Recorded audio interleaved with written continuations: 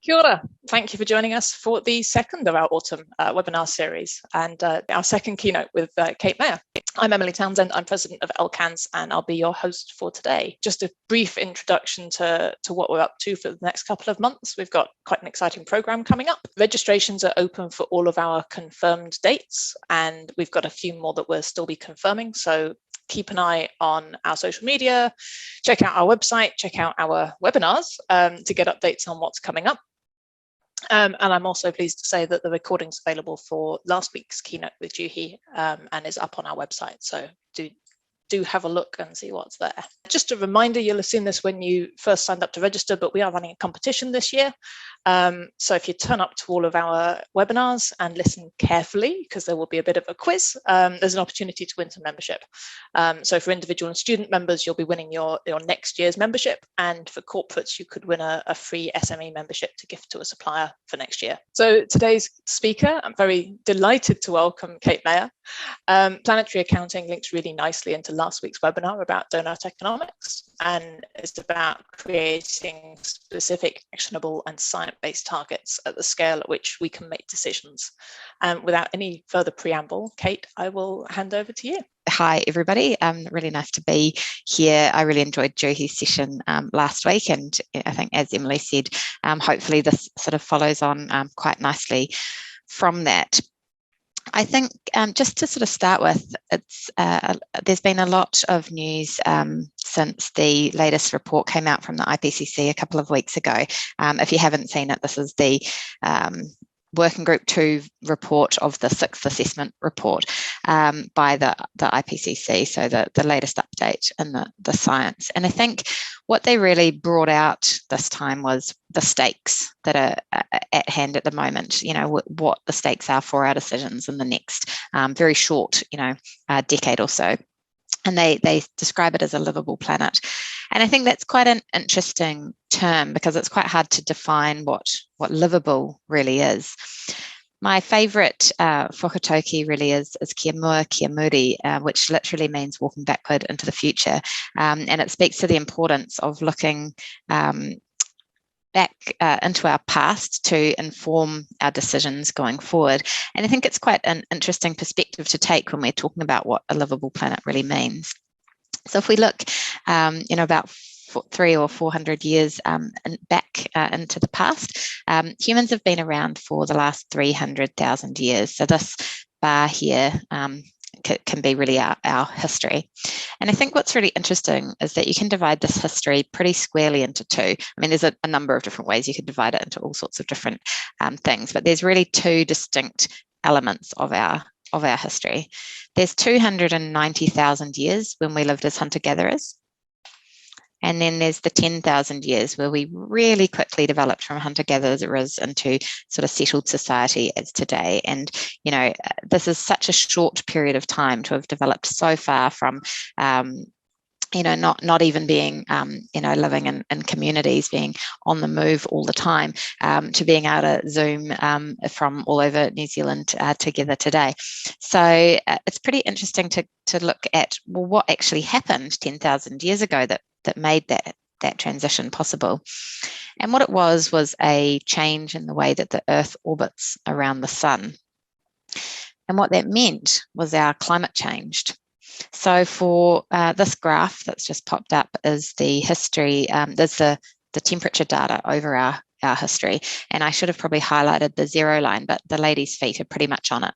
That zero line is the average temperature over the last 10,000 years. And what you can see is actually for most of our history, the temperatures weren't what they've been over the last 10,000 years, but what they were was very unstable. So they changed quickly and a lot. It was hotter than it is now. And was for a lot of the time, it was a lot colder. And then what's really different is since that change in our orbit around the sun, the temperatures have been exceptionally stable. And it's really that's enabled us to stop putting all of our effort into hunting and gathering and start putting our effort into development and advancing. And so, I think, you might argue that that all of the last 300,000 years have been livable. But I think when we're looking at the IPCC report, they're talking about livable as this livable in today's sort of society, that last 10,000 years. So what's at stake is a future that is no longer stable like that. But we won't be going back to this past period where it's often quite a lot colder. What we potentially will go into is something that we've never really experienced before. And I've actually been reading The Hunger Games to my 8-year-old for the last couple of weeks, and there's a scene in it. I don't know how many of you have read or watched the movie Hunger Games, but Katniss is the heroine in the story, and she has to play this game in this space. But there's this huge fire, and it's described as, a fire of a magnitude she's never seen in reality before. And she's, trying to still find fresh water and food to keep herself alive, but faced with this crazy environmental conditions around her. And I think that probably describes actually really what a future scenario might be like if we're unsuccessful. So last week, Juhi shared this slide, and I think it's a really good depiction of the status quo. So there's the current state. We've got these two potential pathways in front of us. So there's a small window of opportunity to get to the stabilised Earth scenario, or if we continue on the current trajectory, it's the hothouse Earth scenario, the Katniss future. And so we really do want to take these reports seriously. We really do want that livable planet. The other thing that was, I think, worth mentioning in this report is that there was a really big shift in the report from previous IPCC climate change reports, away from this focus on zero carbon towards overall planetary health. And it really speaks about, the way that we're using land, the impacts on biodiversity, the pollution, and this much broader lens than we've seen before. And that's really important, because actually to avoid that hothouse scenario, it isn't only about climate change. In 2009, a group of scientists came together and they said, we know it's more than greenhouse gas emissions. We know there's other things that could fundamentally change the state of the planet, and actually that have in the past. And so they did a lot of work, and they came up with these 9 planetary boundaries, which together define the safe operating space for humankind. And that safe operating space is that stability that we've had over the last 10,000 years. And I think the importance is that actually you can see on this graph, climate change, we're in this orange zone. So the goal is to be in the green zone here. There's this orange zone of uncertainty, but then there's the red zone where we're really beyond the limit. And while climate change is very urgent, and the impacts will be really severe, actually we're in the red zone already for biodiversity loss and for biogeochemical flows. And so when we're thinking about climate change, we also need to be thinking about the impacts on our sort of global biodiversity, on challenges like deforestation, on our waterways, and the runoff from agriculture, but also other pollution and chemicals. And the amount of waste that we're generating, taking new resources out of our system and then throwing them into landfill is not going to be feasible. And so, going back to this diagram, this is the status quo where we're exceeding all of these at least five of the 9, but likely actually 7 of the 9. There are 2 that aren't measured, and a recent report has just suggested even one more is exceeded for imperishable waste or novel entities. But we need to find the stabilised Earth scenario where we respect all of these boundaries. I'm not going to keep flashing up this IPCC report. I promise this is the last time. But one of the quotes that I saw about the report was by Antonio Gutierrez, which says he's seen many scientific reports in his time, but nothing like this. And I thought that was a pretty interesting statement. This report is pretty harsh, and it does paint a very stark reality of the future. But actually, this is another report that I've read, and this is where I'd love you to jump into the chat and have a guess about when this report was published, because this report said very clearly that if we continue with business as usual, we'll get societal collapse by 2070. So, Sean, and Jason are the closest. So 1972. And so, these messages are not new from that report. I don't know how many of you have seen this graph. I think it's quite interesting to see, some of the global impacts that there have been on CO2 emissions. So this doesn't look at a planetary view just on emissions, but this is the sort of increase in global emissions over time. And then you can see very clearly, even at a global scale, the impact of the two oil crises, the dissolution of the Soviet Union, the global financial crisis, the COVID pandemic have all had these noticeable impacts on our emissions. The report that said if we continue emitting carbon, we will have societal collapse, zero impact. Actually, when the Planetary Boundaries came out and they said, hey, here are the numbers that we need to, meet, so limits to growth wasn't quite as clear. It didn't have the sort of, here's all the different numbers we need to respect to impact. Now, it kind of points at this going down, but it's pointing at the 2009, not 2008. So it's going straight back up and no noticeable impact or improvement. And that's true also on these other indicators. And so, what are we going to do? There's this huge challenge, and these scientists are making the challenge really clear, but we're not making progress towards what we need to be doing. And I think one of the problems is, while the planetary boundaries and actually also while limits to growth give us a really clear indication of the challenge, they actually don't help us to understand what to do about it. I've spent quite a lot of time looking at the planetary boundaries and why that is. Why isn't that a good solution? Because it is a really clear target, right? Here's where you guys need to be. Let's work together. But actually, metrics matter a lot. And if you start to unpack the planetary boundaries, they use metrics that define the outcomes and not the actions. And so to give an example for that, the metric that they use for biodiversity loss is a maximum global extinction rate. So we can afford to have about 10 extinctions per million species in the world every year. But imagine trying to take that number and start to negotiate it, and in Paris for the next iteration of the Paris Agreement. New Zealand would be like, right, well, we're going to make the kiwi extinct. That it's not a metric you can divide up and start to do anything about. I'm not sure what the impact of me commuting over. I live in Wanaka, and I sometimes drive over to Queenstown for work. What is the impact of that on global extinction rates? I have no idea. You just can't connect those two numbers. And I think, if you imagine for a minute that you went to the hospital, just to kind of give another example of the challenge of metrics. If you went to see the doctor, she would check your health, and she might measure your heart rate and your blood pressure and weigh you. Imagine if she stopped there and she shook her head at you and said, oh, it's very bad news. Your blood pressure's through the roof. You're obese. You have tachycardia. If you don't do something right away, it's all over. And then she left it there. And that's really what these reports do. They say, hey, guys, you need to do something, but they don't say what that is. And so, the doctor obviously wouldn't leave you there. She'd give you a set of actions. Maybe you have to go and go jogging for 20 minutes every day, or maybe you need to take some medication. But whatever those actions are, they would be specific and actionable, quantifiable, and they would be appropriate to you. So it would be different, for me and for the rest of you in there. They would be specific to your situation. And that's really where planetary accounting comes in. Planetary accounting takes the planetary boundaries framework and turns it into a prescription for planetary health. And the way that it works is it basically says, what are the things that we need to do to return to and stay within the planet's budget?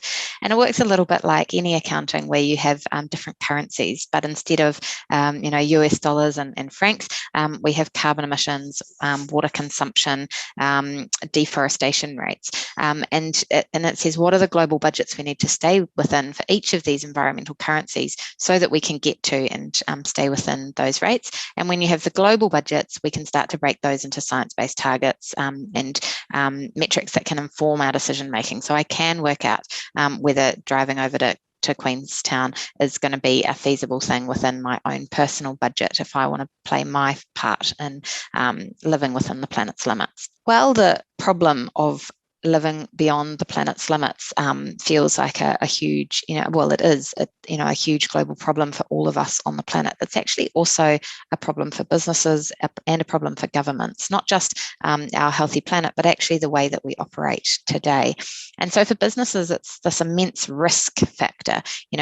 We've seen changes happen so quickly with carbon and climate change, from people saying, oh, look, I'm going to reduce my emissions by 3% every year or 5% every year, because that's kind of what everyone's doing, to suddenly everybody setting science-based targets because regulations are changing and because consumer expectations are changing.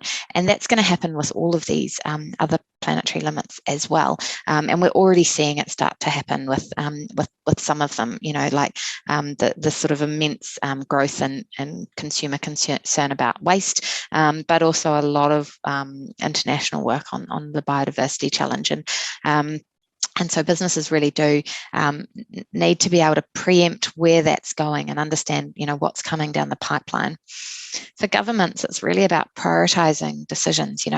They're thinking about things like the COVID recovery spend. There's all these different things that they could do with that, and how do you evaluate that? And if you take just a carbon and economic or carbon and jobs perspective, you'd make very different decisions compared to if you take that whole planetary view, and you risk locking in further impacts on biodiversity and on deforestation or all these other impacts. And for individuals, so many of us really want to be part of the solution, but actually we need the data and the information to inform our lifestyle decisions. If I go to the supermarket, actually it's very hard to decide whether I should get organic tomatoes from Italy or local tomatoes that aren't organic, for example. There's so much complexity in the decision making. Just to sort of show, I guess, how it is a bit different to existing environmental accounting, because we do so much in the sort of environmental accounting and environmental data space already. At the moment, what we can do is we can say, look at this t-shirt. It's got 3,000, I've actually forgotten my numbers, but let's just make it up.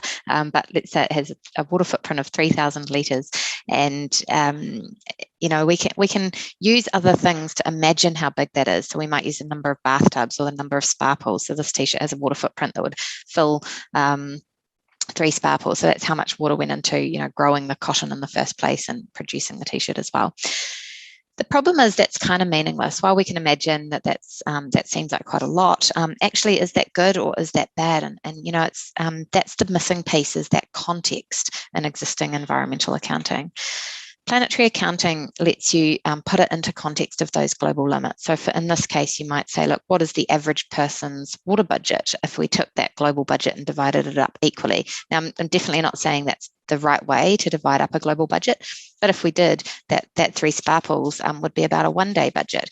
And while that doesn't necessarily say it's good or it's bad, it gives you a basis for decision making. So you can say, oh, well, maybe I'd rather not have this t-shirt because actually I'd rather eat a whole bunch of nuts and they also have a high water footprint, or something like that. It means you can start to make decisions so that you are respecting all of the planet's limits. And actually, one of the neat initiatives that we're working on at Planetary Accounting Network is a program called Planetary Facts. And one of the things that would allow you to do is actually, as a consumer, understand what the footprints of your purchases were. So on this t-shirt, you go scan the QR code and you'd come up with something. The concept builds on nutritional information panels on food, and that's what the label looks like. Actually, I think ours will be a lot more user-friendly than that. We've been going through some really interesting design iterations over the last little while.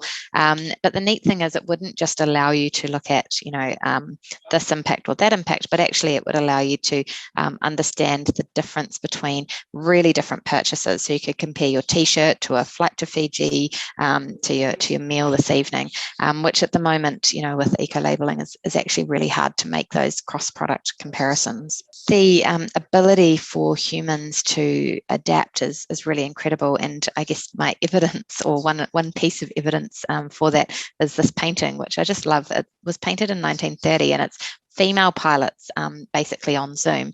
And, both of those elements were really not female pilot being female and a pilot being served by a male waiter and video calling were not a reality in 1930, but that would just be something you'd really see today. And I think what Planetary Accounting could enable is us to really design and imagine that future, a design brief for the future so that we can start getting there. And the neat thing is that you can use it at any scale. And so this is just some examples of the scales that you might use it. But at an international level, you could start to negotiate agreements across all of those indicators. At a national level, you could develop action plans for the whole country, that looking at the whole system. We're starting to work with local governments to develop future scenarios for regions or cities and roadmaps to get there. You can start to make sense of complex global systems, and we're doing quite a lot of work in the food system at the moment. So that diagram is tiny, so you probably can't see it in any detail, but even if it's zoomed in, it's very hard to make sense of. But demystifying some of the how would you feed a global population within the planet's limits?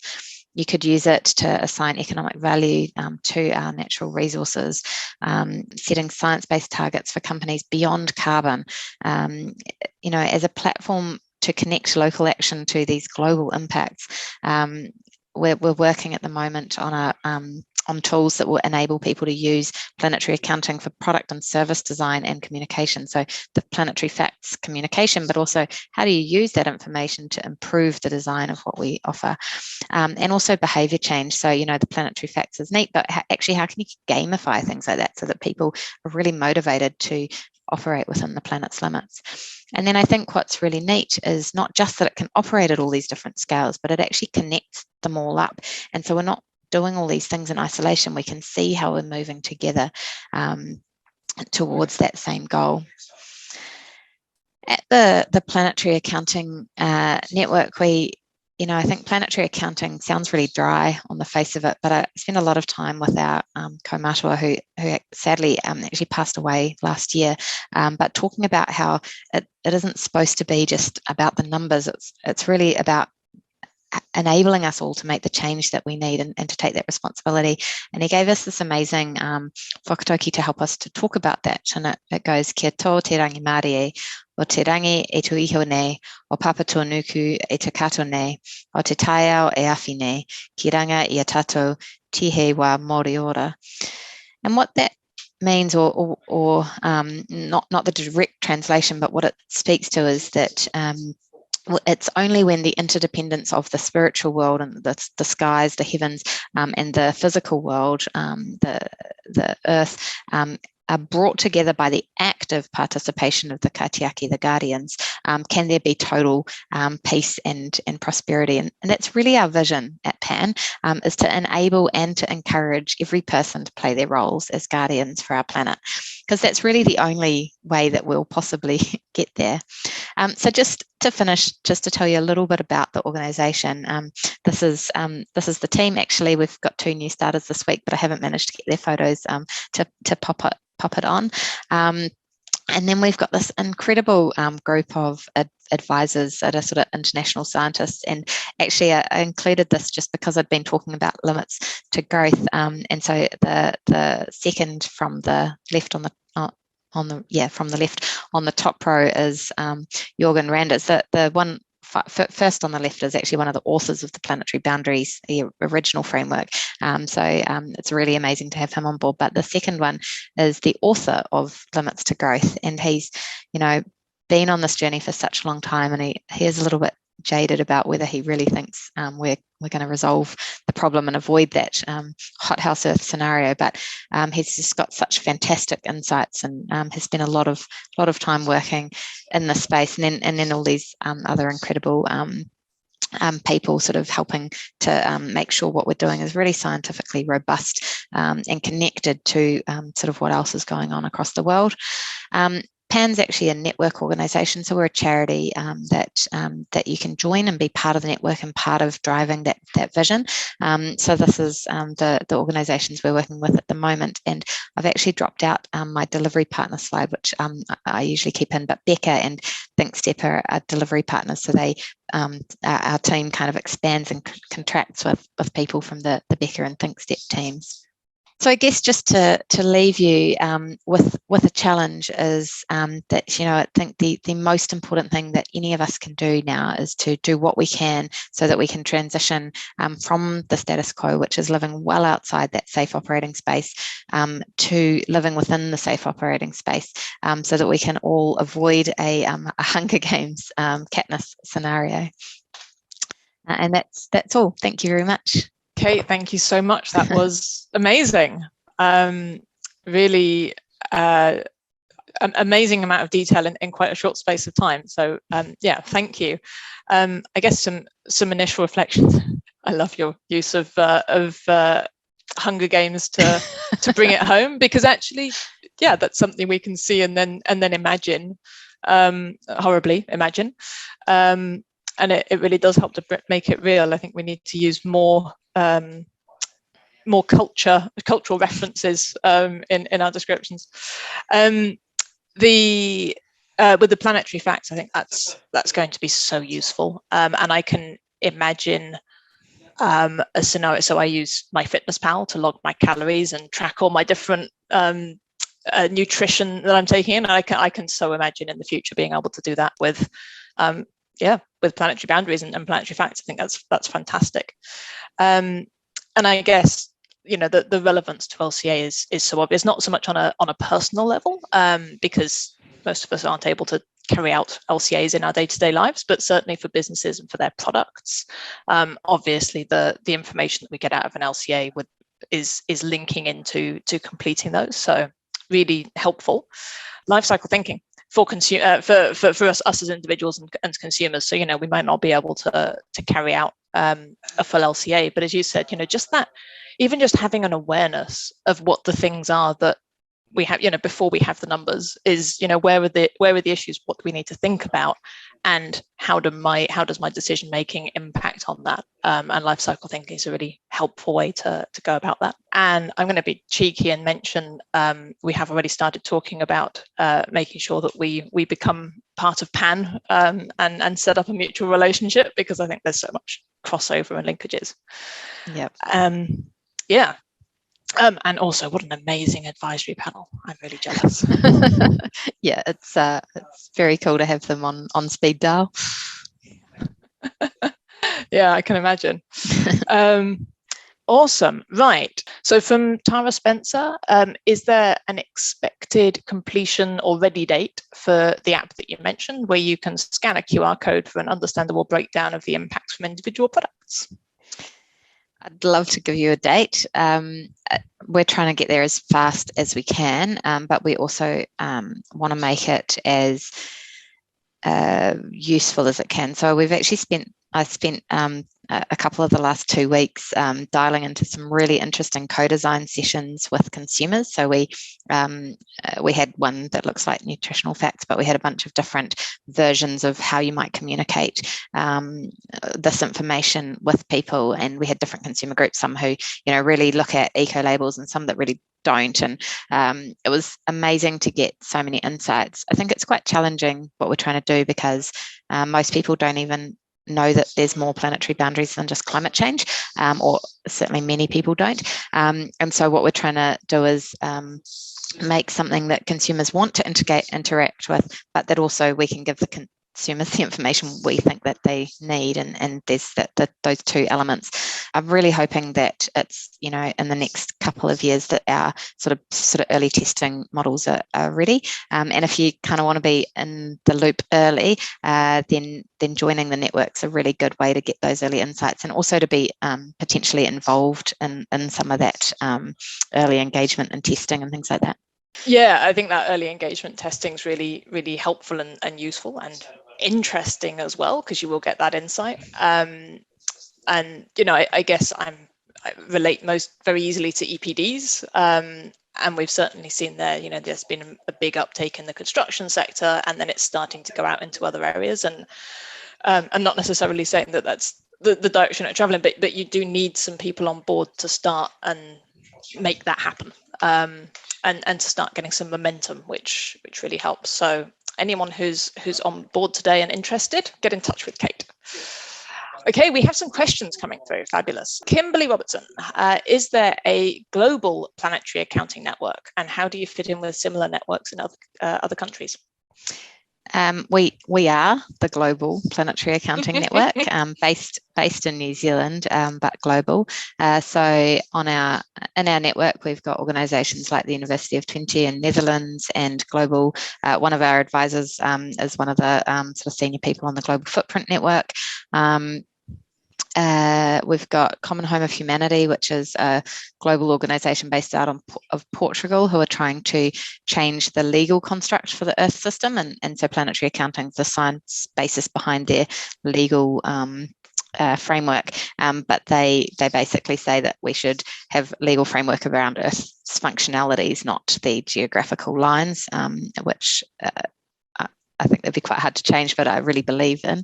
I spent this amazing year when I was developing planetary accounting, because it actually came out of a PhD and wasn't really what I was expecting as an outcome, to be quite honest. I was trying to do something a bit smaller, and then when it came to light that this was where I was going, I was like, well, this is too big. I'm not an expert in nitrogen or water footprints or things like that. And so I packed my husband and my then 18-month and 3-year-old kids into a caravan in Europe, and we travelled around for a year, going and visiting groups like the Stockholm Resilience Centre, who developed the Planetary Boundaries framework, Denmark Technical University, Potsdam Institute, the Global Nitrogen Footprint Network, the Water Footprint Network. So all these sort of international institutes that are really leading the science there to get their input. So the framework has had a lot of their input, and that's kind of how I've got this really neat group of advisors.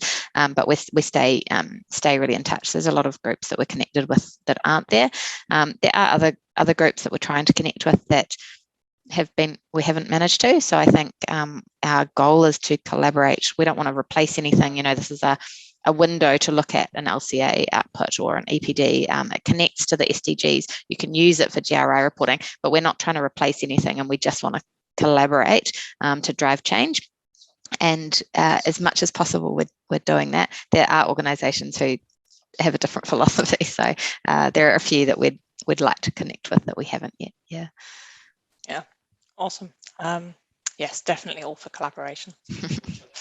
Joanne Duncan has asked, she's wondering about the collection of data and in terms of accuracy and also keeping data. So that one's really challenging, and I guess a lot of the work that we've been doing in the Planetary Facts program is trying to find the right line between pragmatism and precision, because we need to take action fast, but also for anyone who operates in the space, you'll know how big a variable something can be. So if you just take as a simple example, concrete versus steel, you can't actually just say steel or concrete is better, because the range between the best concrete and the worst concrete is so much bigger than the range between the average impact of concrete and steel, for example. And so the specifics are important, but lots of people don't have very good data. And so it's really challenging. And so we've kind of leveraging a lot of the methodologies that are already out there to manage that, to say, well, at which point can you just use generic data compared to specific and accurate data? And the goal is to use all the sort of advances in data technologies and AI and things, so that we're kind of ready to keep up. So in the example that Emily gave of MyFitnessPal, I actually have also used that a few times, and if you haven't used it, you basically say I ate an egg and it says that's 90 calories, and you can track your macros and macros. And but I used it just before I was getting married, so 2012, and at that time most products that I put in weren't in there. I had to say, oh, I'm going to eat Weet-Bix for breakfast, and then I'd have to look at the nutritional information panel and enter the data myself. But they crowdsourced that data and then had a cool verification method and things like that. Now you can't crowdsource in the same way for environmental data because nobody has it, but we're kind of looking at mechanisms like that, so that we can move quite quickly, and putting interfaces on other platforms where they do have a lot of data that we can grow from, and so trying to be a bit strategic about managing that, but not getting so caught up in the nth degree, sort of the 80-20 rule, that we're as right as we can, but with with pace. Yeah, makes a lot of sense. And yeah, there is a lot of data out there, and a lot of reputable data as well that you can start to link into, I guess, through EPDs and Cool. Thank you. Stuart Heyman has asked, who or what finances Pan? Well, there's a reason we want more members. We bring income in a few different ways. So our membership's one stream. We do consulting work. Pretty much operate like a normal consultancy instead of making a profit that comes in and finances our projects. We have sponsors, company sponsors, and individuals. So you can, instead of a coffee each week, you can become there's various levels of individual sponsorship. We are going out at the moment, really focus on trying to kind of get a step change level, because we grew an immense amount in the last 12 months. I've actually, I'm leaving my job at Becker in a couple of weeks to do this full time because of the pace of growth, which is going to be a pretty exciting shift. We're sort of stepping into a next level and starting to look at international. So if you've got any great funders up your sleeves that you think might be interested, I'd love to hear from you. That's amazing. That's so exciting. Yes. Awesome, thank you. So that actually links really nicely, not funding, sorry, but possible membership. So AJ's just asked, what's the cost and also time commitment to join PAN? I guess it varies. Yeah, so our membership options range from 500 to 10,000, depending on which level. And I'm really happy to pass on our sort of brochure to Emily to share with everybody. We don't actually, many of the membership organisations have a membership cost tied to organisational size. Ours is actually just what you want to get out of it. And so, you can be a large organisation and come in at the lowest level, or you can be a small one and come in at the higher level. At the higher levels, you get things like discounted services on consulting. And so a lot of the companies who want to get us to do work to help them to use Planetary Accounting are pretty motivated to do that, and things like webinars and things like that we can provide. But any level of support's really appreciated, and so there's no there's no shame in joining at the lower levels either. We're just really excited to have more on board. And if you're part of a not-for-profit organisation, then we have sort of strategic partnerships as well. So there are no-cost membership options as well. In terms of time commitments, we understand everyone's kind of got different feasibilities. So we have some people volunteer their time. We do have kind of a minimum level of commitment if you want to be a volunteer part of the team, so that there's enough, justifies the training involved. So that's about a 10-hour a week commitment to join as a volunteer. But if you're sort of just doing things like helping us to share the word and things like that, we'd just love any support that we can have. For member organisations who want to be on some of our projects, there's opportunities to be on steering groups and things, and they have specific time commitments. So if you are keen, I'm happy to have a chat and speak about some of the specifics. Thank you. That's fantastic. And yeah, if you flick through the links, or the files, we'll definitely share them when we share this recording. Excellent. Make sure our members stay fully aware. Thank you. Okay, I've got two related questions here from two different people, so I'm going to try and pin them together. How do Planetary Boundaries interact with GRI, other accounting ISO frameworks, and then also Donut Economics Action Lab and Circular Economics, because they all sound quite complementary? In terms of the GRI and the reporting, basically, you can use the planetary accounting metrics to demonstrate that you've got science-based targets, and those metrics can be used. So you can use it for GRI reporting, you can use it for integrated reporting. It's a tool to support you in the delivery of your metrics and accounting, and it connects in with environmental accounting. So basically, to work out the planetary facts, you can either do a full LCA. If you've already done a full LCA, we can pretty easily tell you what your planetary facts are, or likewise for an EPD. But if you haven't, then we're working on a sort of an LCA light process so that you can do it in a much more affordable way, because it is quite a big cost to do an LCA for all of your products, especially if you have a lot. So in terms of those linkages, it's basically 10 environmental footprints, so carbon footprint and things. In terms of the linkages with ISO standards and things like that, so for the planetary facts methodology, basically we've gone through the ISO standards and the greenhouse gas protocol for products, and there's a whole new working group in Europe really looking at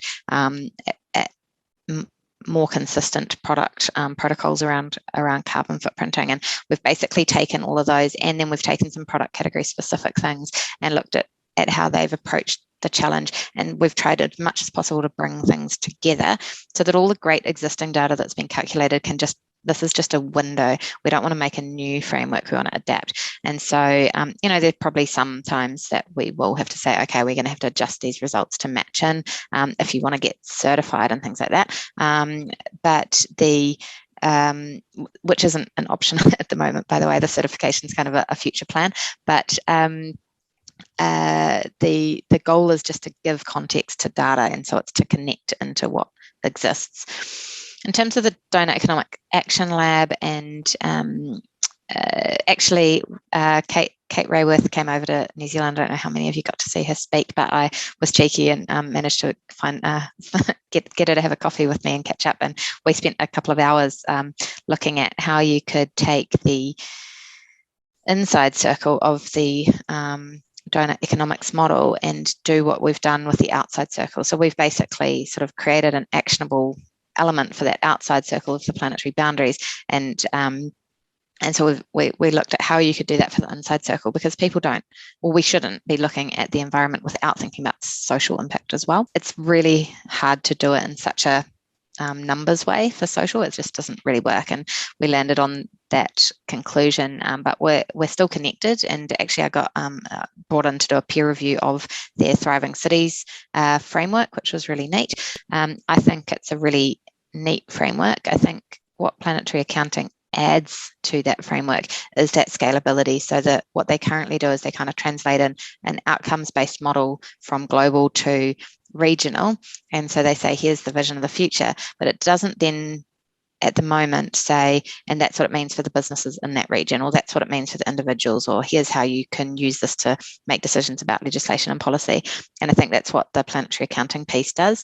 And actually we're working with Becca to look at how you'd also add some of the sort of planning and engineering skills into a model like that, but also the cultural element for, New Zealand I think has an opportunity to really lead the discussion on a global platform about the importance and the value of bringing that cultural lens in, because I think one of the things that isn't perfect about the Thriving Cities model or the City Portraits model at the moment is it really misses that cultural element and that co-design element. Thank you so much. That was fabulous, and I'm sure everybody who's attended will agree. Yeah, thank you very much for your time.